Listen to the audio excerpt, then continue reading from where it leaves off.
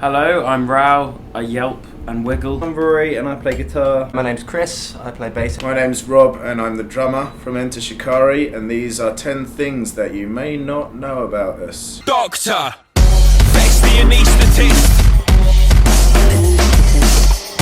Fetch the anaesthetist, don't wanna go under the knife, I believe in this. I can't eat cucumber. It leaves a horrible, like, slimy taste in my mouth for days.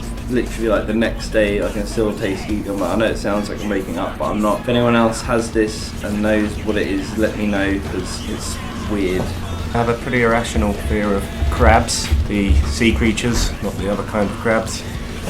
Never trust anything that walks sideways, I always say. Once I managed to accidentally drink my own piss.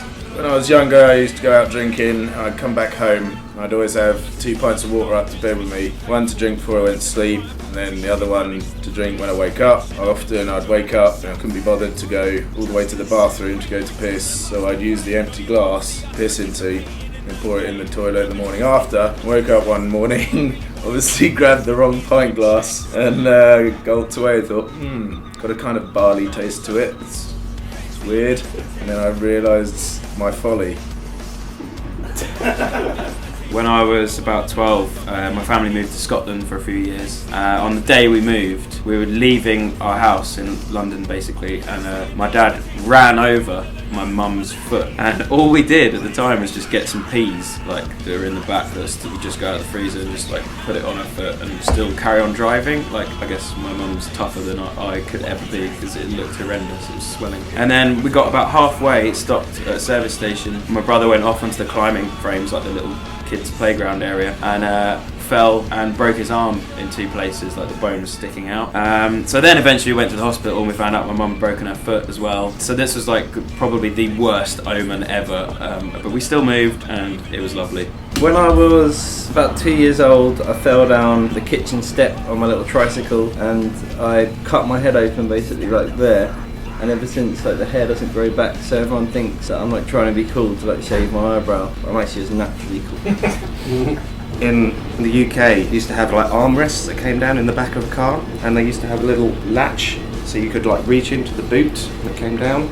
Got my head stuck in there. They had to cover my head in butter and pull me out. Yeah, I'm pretty stupid.